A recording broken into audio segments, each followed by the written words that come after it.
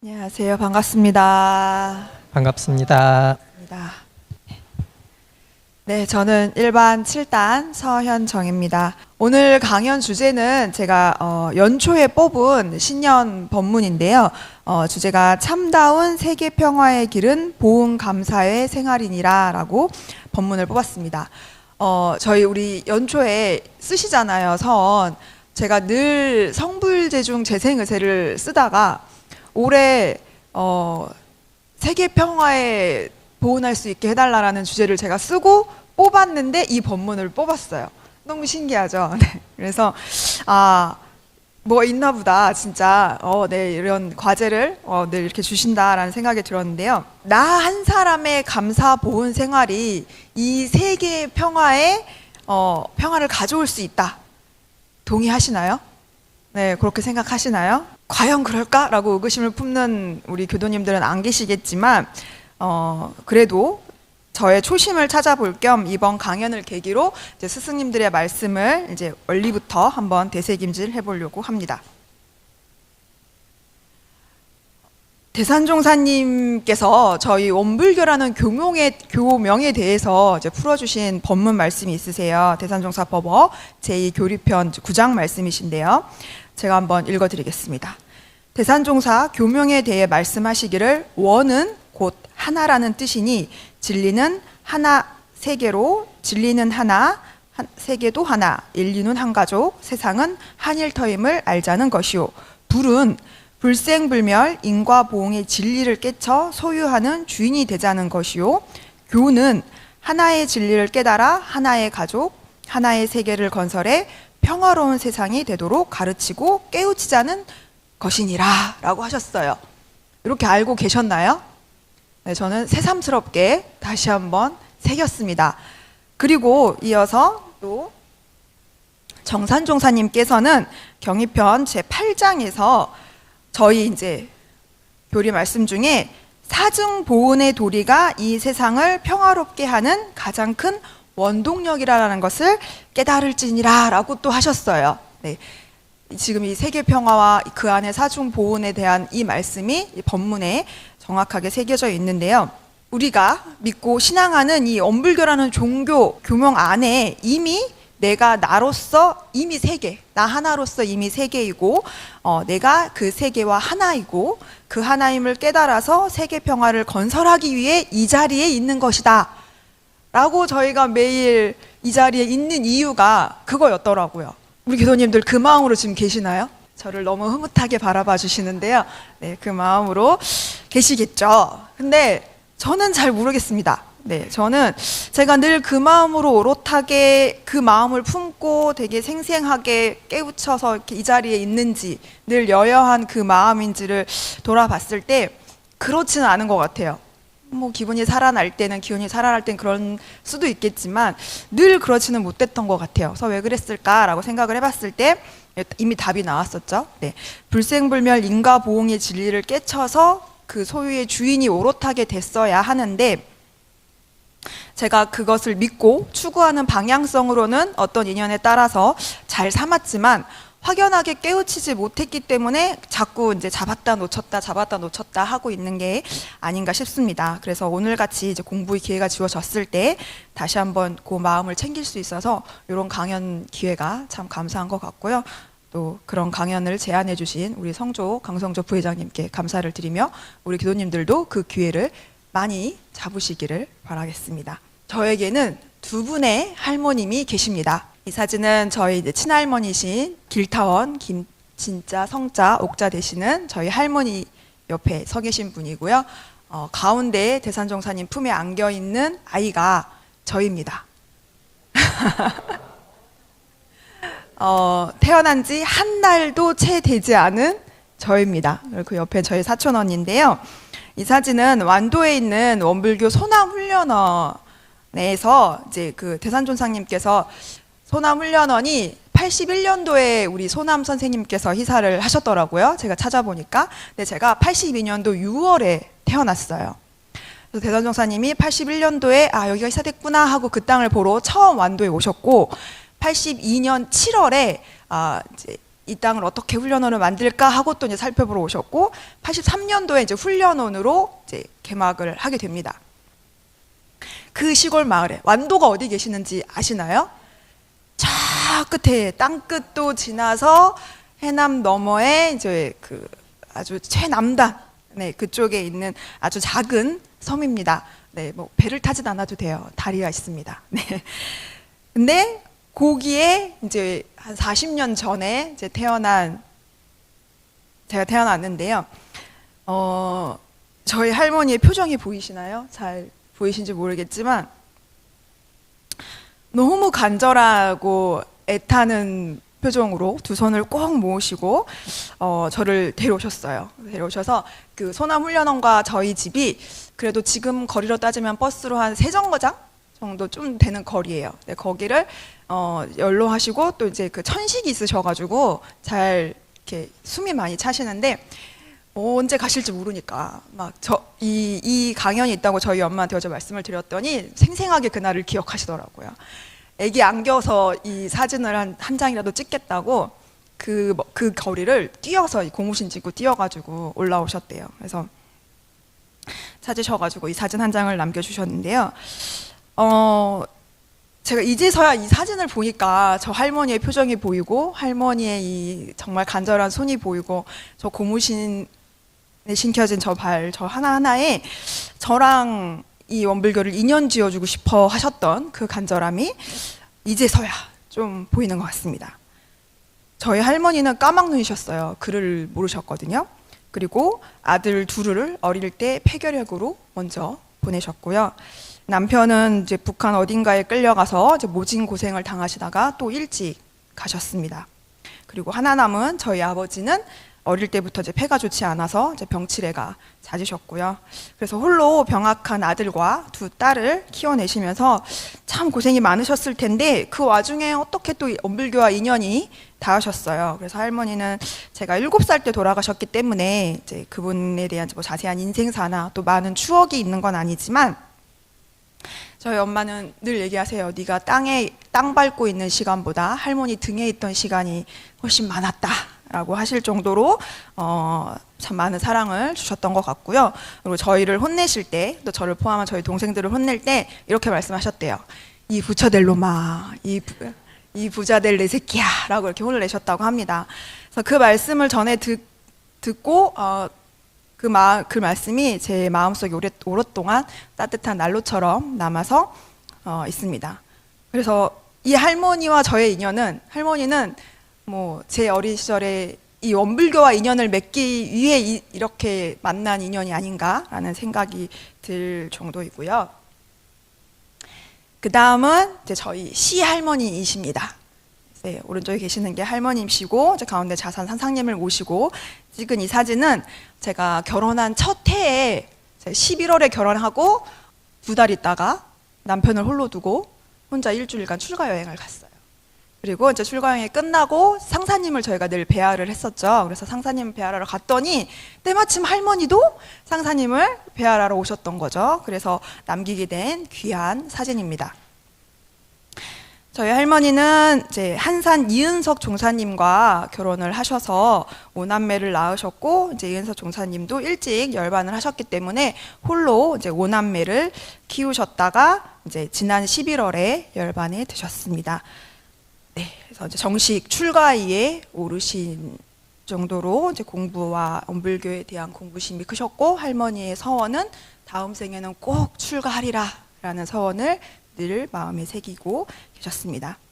할머님에 대한 저의 첫 기억은 제가 이제 20살이 되던 해에 홍제교당에서 이제 늦은 아버지의 천도제를 지내게 되었습니다. 저희 아버지는 이제 할머니가 제 7살 때 돌아가셨다면 한 3년쯤 후인 제가 10살 때 아버지가 돌아가셨어요. 그러면 저희 어머니는 그때 이제 30대 초반이셨죠. 30대 초반에 이제 3남매를 데리고 홀로 이제 한 10년 세월을 사시면서 제가 다 알지는 못하지만 아마 참 모진 세월을 보내셨던 것 같아요. 그 와중에 이제 아버지 열반 당시에 교무님께서 이제 천도제를 권유하셨는데 그걸 뿌리치고 지내지 않으셨어요. 그러시다가 이렇게 힘든 시간을 보내고 있는 게 혹시나 그때 천도제를 지내지 않아서 그런 게 아닌가 하는 생각이 드셔서 뒤늦게 이제 홍책교당에서 이제 인연이 닿아가지고 천도제를 지내보자라고 하셨습니다. 어떻게 그 땅끝 마을보다 먼 완도에서 살던 이들이 어찌저찌 서울까지 와가지고 또 어찌저찌 홍책교당하고 인연이 닿아가지고 그렇게 또 10년 늦은 천도제를 지내게 되었습니다. 제가 학생회 때 천도제를 좀 나가다가 그 뒤로 그렇게 오래 다니진 않았어요. 그러니까 꾸준히 다니진 않았어요. 그래서 그렇게 뭐 인연이 깊지 않은 교당이기 때문에 당연히 참석자가 없으리라고 생각했는데 제가 기억하기로는 유일하게 한 분이 참석을 하셨습니다. 그분이 저희 할머니셨습니다. 지금의 남편과 연인이 되기도 전에였어요. 그러니까 어떤 개인적인 친분이 전혀 없었던 시기인 거죠. 그래서 그날은 아직도 기억이 생생한데요. 아침부터 저녁까지 엄청 무거운 공기가 저를 짓누를 만큼 상당히 힘든 날이었어요. 되게 많은 일이 일어났던 하루였는데 천도제가 끝나고 집에 가는 길에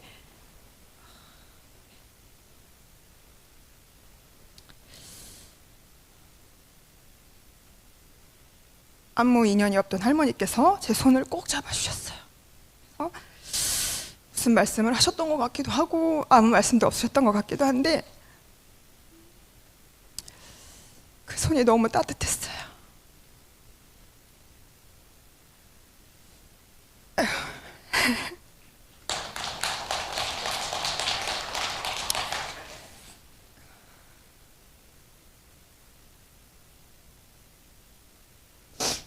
그래서 그 힘들었던 하루뿐만 아니라 저희 힘들었던 10대를 모두 위로받는 느낌이었습니다.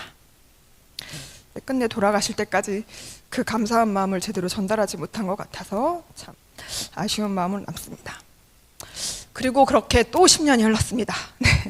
또 10년이 흘러서 또 이런저런 귀한 인연들 덕분에 또 가족이 됐어요. 할머니하고. 그래서 결혼을 하고 신혼여행을 갔다 와서 인사를 드리러 갔는데 할머니께서 서류 한 장을 내미셨어요. 서류는 아프리카 어린이를 후원하는 서류였습니다. 서류를 내미시면서 하시는 말씀이 나는 권선이 가장 큰 복을 짓는 것이라고 생각한다. 그러니 너희도 해라 라고 하셨습니다. 그리고 이어서 말씀하시기를 나한테 혹시 뭐 선물할 일이 있거나 그럴 일이 있으면 돈으로 줘라. 나는 돈이 많이 필요하다 라고 하셨어요. 그래서 저희는 결혼 10년 동안 물질로 할머니께 선물을 드린 적이 한 번도 없고요. 작지만 늘 용돈으로 드렸던 것 같습니다. 그리고 아프리카 어린이 후원에 이어서 우리 세계봉공재단 그리고 국제마음훈련원 등에 작지만 꾸준히 마음을 보내면서 할머님의 뜻을 따르고자 노력했습니다. 그리고 할머니가 왜 그렇게 돈 쓸 때가 많다고 하셨는지는 돌아가시고 절실하게 알 수 있었습니다. 상을 치르는 기간에도 그렇고 49제를 지내는 그 매주 정말 수를 헤아릴 수 없는 교단과 교단 기관들에서 인연들이 찾아오셔서 그분 우리 할머니와의 추억과 인연의 감사함을 쏟아냈습니다. 이렇게 많은 곳에 마음을 쓰셨구나 하는 생각에 마음이 뭉클해지고 존경심이 커졌습니다. 저는 시댁을 참 좋아합니다. 이런 인연들 때문에도 그렇지만 명절에 이제 식구가 모두 모이면 한 20명 정도 어른들 한 20명 정도 되는데요. 그 훈훈함과 따뜻함이 너무 좋아서 가끔 그 안에 내가 있다라는 게 눈물 날 만큼 너무 감사할 때가 있습니다. 그 중심에는 늘 저희 할머니가 계셨고요. 그래서 식구들 한 명 한 명을 참 알뜰하게 살펴주셨습니다. 그래서 명절에 그렇게 많은 사람들이 모이면 한 번씩 싸움이 날 법도 하잖아요. 네. 그런데 한 번도 이렇게 언성을 높이거나 얼굴을 붉히거나 한 적을 본 적이 없어요. 다만 출가자들이 엄청 많다 보니까 매년 모이면 출제가 대항전을 하거든요. 그러면 이제 목숨 걸고 싸웁니다. 네, 그럴 때는 좀 큰 소리가 나지만 어떤 서로 간의 불편함이나 뭐 이런 감정적으로 그렇게 뭔가를 이렇게 언성이 오가고 그런 적은 한 번도 지금 10년이 넘었지만 없었던 것 같아요. 그래서 저는 그곳이 평화로운 낙원입니다. 그렇게 남편과 사는 일상은 더더욱 제가 느껴보지 못했던 평화 안락한 보금자리였고 지금도 그렇게 잘 살고 있습니다. 참 귀한 인연이고 감사한 인연이라고 생각합니다. 이렇게 저는 저희 친할머니의 감전한 염원으로 엄불교와의 인연이 시작되었고 또 다시 끊어졌던 그 인연이 시댁, 특히 저희 할머니의 영향으로 깊어졌습니다. 그럼에도 저는 때때로 제가 이곳에 있는 이유를 찾고자 합니다. 한 번씩 마음이 흔들릴 때마다 그럼에도 불구하고 내가 이곳에 있는 이유가 무엇인지 되짚어 봅니다. 오래 산 것은 아니지만 돌이켜보면 인생의 여정 중에 힘들었던 시기는 기억이 참 촘촘하고 선명한 것 같습니다. 진흙 속에서 버둥거리면서 살려달라 오짖는 그 중생의 삶이, 그 고통이 참 진하고 굵게 잔상을 남깁니다. 내가 살면서 가장 힘들었던 순간 탑5를 꼽아봐라 라고 하시면 떠올리는 순간들이 지금 번뜩 있으신가요? 네, 지금 고개를 끄덕끄덕 하시는데요. 그럼 내가 행복했던 순간을 떠올려봐라 하면 딱 떠올리는 순간이 또 선명하신가요? 네. 근데 저는 행복했던 순간보다 힘들었던 순간을 나열하라고 하면 더 빨리, 더 선명하게, 더 구체적으로 나열을 할 수 있을 것 같습니다. 왜 그럴까요? 아마 세월이 갈수록 힘들었던 기억만 계속 선명하게 남는 건 계속 곱씹어서이지 않을까 입니다. 혼자 곱씹었을 수도 있고 그 상대에게 네가 그랬었어, 네가 옛날에 나한테 그랬었어 라고 했을 수도 있고, 그러면서 이제 막 요만했던 일이 이렇게 부풀려지기도 하고 그러지 않았을까 싶어요. 그래서 그 안에 아마 내 안에 원망심이 나를 이제 살게 하는 방어기제가 돼서 점점 이제 확대하면서 막 두 번째 화살 만들고 세 번째 화살을 만들면서 막 나를 또 찌르고 옆 사람을 찌르고 그렇게 내가, 내 마음이 주변을 지옥으로 만든 게 아닐까 싶습니다. 제 20대가 그랬습니다. 10대는 그렇게 힘들었고 또 20대는 또 살아야 되니까 또 사회생활 하면서 또 그렇게 힘들어서 아마 20대가 그런 힘들었던 그 절정이 아니었던가 싶습니다. 그때 제가 안암교당을 만났습니다. 진짜 세상 모든 것이 원망스러웠을 때였는데요. 그때 이 자리에서 아마 지금 오영교우님이 앉아있던 이 자리였던 것 같아요. 딱 이 자리에서 교무님 말씀을 들었는데요. 교무님께서 모두 내가 선택한 거다.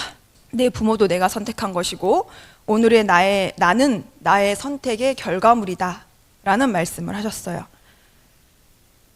근데 반감이 확 들더라고요. 나 지금 힘들어 죽을 것 같은데 나를 힘들게 하는 사람이 주변에 이렇게 많은데 그게 다 나의 선택의 결과고 내가 그들과의 인연을 다 선택했다고 하니까 너무 반감이 들었는데, 그래서 이제 따져 묻고 싶었어요, 교우님한테. 내가 지금 이렇게 힘든 게 모두 내 탓이라는 건가요? 라고 이렇게 따지고 싶었는데 그렇게 물으면 맞아, 그렇다라고 하실 것 같아서 차마 못 물어봤습니다. 그래서 처음에 안암교당은 약간의 오기로 나왔습니다. 어디 한번 들어보자. 내가 뭘 어쨌기에, 뭘 어쨌다고 내 탓이라고 하는지, 얼마나 이렇게 뾰족하고 막 성격이 모나 있었던 아이인지 느껴지시나요? 뭐 지금도 그렇게 막 동글동글하진 않은데요. 그때는 좀 더 심했던 것 같습니다. 그래서 그 시기에는 또 특히나 교당에 나오지 못한 수만 가지 이유가 있었어요. 뭐 회사 일도 그렇지만 집안 일도 복잡한 일들이 많았기 때문에, 그래서 심지어 엄마가 교당에 갈 거면 부모 자식 인연을 끊고 가라 뭐 하실 정도로 상당히 집안 사정이 좋지 않았습니다. 아마 그 시기가 엄마도 엄청 힘든 시기였을 거고 또 제 도움이 많이 필요했던 시기였습니다. 네. 근데 또 그때처럼 교당을 이를 악물고 간절하게 다녔던 적이 없었던 것 같아요. 내가 일주일에 이 하루라도 나를 위해 가지 않으면 살 수 없을 것 같다는 생각이 들 정도가 돼서 목숨줄처럼 다녔습니다. 아마 살아야 할 이유를 그렇게 간절히 찾았던 것 같아요. 이게 모두 다 내 선택의 결과물이라면, 그동안 내 선택이 모두 잘못되었던 것이라면 어떻게 하면 잘된 선택을 할 수 있을까, 그거에 대한 답을 찾고자 많이 노력을 했습니다. 사실 그때도 그 생각이 막 명확했던 건 아니고요. 근데 지금 생각해 보니까 제가 그 인과보응에 대한 답을 좀 찾고자 했던 것 같습니다. 내가 짓고 받는 것이라고 한다면 지금부터라도 좀 잘 지으면 좀 잘 살 수 있을까? 더 힘들지 않게 살 수 있을까라는 생각이었습니다. 근데 또 잘 사는 게 뭘까요? 그냥 마냥 착하게 사는 게 잘 사는 걸까라는 생각이 또 들었습니다. 그렇다면 또 착하다는 거의 기준은 또 뭘까요? 나는 그럼 착하게 안 살았던 건가? 내가 그동안 착하게 살지 않아서 이렇게 힘든가? 라는 생각이 들었습니다. 모두 내 선택이라고 하니까 더 마음이 무겁고 또 원망의 대상이 없어지니까 다 내 탓이라고 하니까 누구를 원망할 수 없는 거잖아요. 원망의 대상이 없다고 하니까 더 무력해지고 좀 더 힘들었던 것 같아요.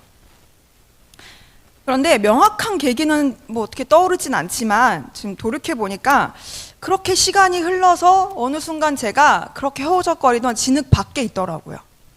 진흙 속에서 막 허우적거렸었는데 내가 그렇게 막 끈을 막 동아줄을 붙잡듯이 교당 다니고 몇 년이 지나고 어느 순간을 돌이켜보니 내가 진흙에서 조금 빠져나와 있구나라는 생각이 들었고 그걸 깨닫는 순간 내가 좀 건져졌구나. 진흙 속에 있다가 이렇게 건져졌구나 하는 생각이 들었는데요. 그러고 나니까 어떤 경계가 왔을 때 또 특히 엄마와의 관계가 저는 너무 힘들었거든요. 그런 경계가 왔을 때 그 상황에 매몰되지 않고 조금 한 걸음 물러서서 그 상황을 지켜보는 제가 있는 그런 경험을 하게 됐습니다. 그래서 그런 경험을 몇 번 하고 보니 어렴풋하게 알게 됐습니다. 내 마음의 평화는 내게 돌을 던진 사람에게 있는 게 아니고 그 돌을 던진 순간 나의 상태에 있음을 알게 됐습니다. 예전에 출가 여행에서 전산 사사님께서 마음은 곱하기이다 라고 하셨어요. 그러니 내 마음이 0이 되면 된다. 0에다가 곱하기 100을 해도 0이고 0에다가 곱하기 10,000을 해도 0이죠. 그래서 제가 또 질문을 했습니다. 전산 사사님께. 왜 곱하기예요? 더하기일 수도 있잖아요. 내가 아무리 0이어도 옆에서 100을 던지고 1000을 던지면 그게 100이 되고 1000이 될 수도 있잖아요. 라고 또 따졌어요. 그랬더니 전산 사사님께서 웃으시면서 공부 조금 더 해봐라 라고 하셨어요. 그리고 이제 또 공부를 조금 했죠. 네, 해보니까 어느 순간 또 그런 생각이 들더라고요. 내가 돌이 아니면 되겠구나. 내가 손뭉치이고 내가 구름이고 하면 상대가 돌을 던졌을 때도 그 돌에 타격감이 없고 아픔이 없겠구나 하는 생각이 들었습니다. 그래서 전산종사님께서 구군편 29장에서 먼저 내 자신을 믿으라라고 하셨어요. 내 자신을 올곧게 믿으면 평화를 먼 데서 구할 것이 아니라 가까운 내 마음 가운데서 먼저 구하라. 어떠한 난경이 들었다 하여도 평화한 심경을 놓지 아니하여야 앞으로 세계의 평화를 불러오는 주인이 되리라 라고 말씀을 해주셨어요. 그쵸? 내가 세계의 평화를 가져올 주인이고 그게 나한테 있다 라는 그 믿음이 저에게는 조금 부족했던 것 같고 아직도 그런 건 잘 모르겠어요. 근데 하지만 스승님들께서 이미 다 갖고 있다. 이미 너로서 세계 평화이고 너로서 온전하다라고 그렇게 말씀을 해주시는 것 같습니다. 대종사님께서는 정전 솔송요론에서 일일 시시로 자기가 자기를 가르칠 것이요 무슨 일이든지 잘못된 일이 있고 보면 남을 원망하지 말고 자기를 살필 것이요 또한 다른 사람의 그릇된 일을 견문하여 자기의 그름을 깨칠지언정 그 들음을 드러내지 말 것이요 라고 하셨습니다.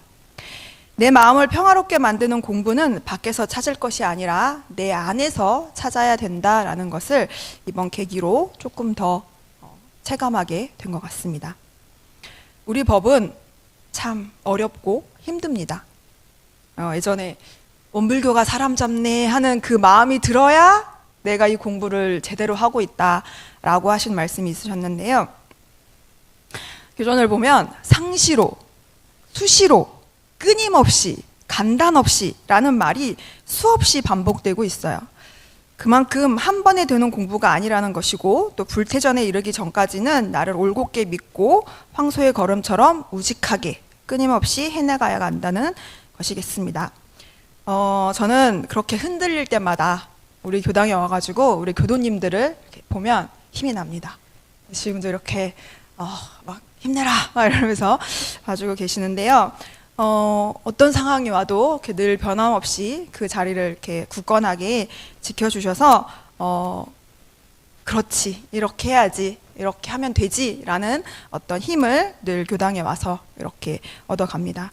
뭐 우리 교도님들이야말로 또 한 분 한 분 그 세월의 골이 얼마나 깊으시겠어요. 얼마나 큰 경계들을 이겨내셨겠어요. 그럼에도 불구하고 묵묵하게 이 자리를 지켜주시고 계시고 또 정성심을 놓지 않는 그 모습이 네, 늘 존경스럽고 감사드리고 닮고 싶습니다. 네.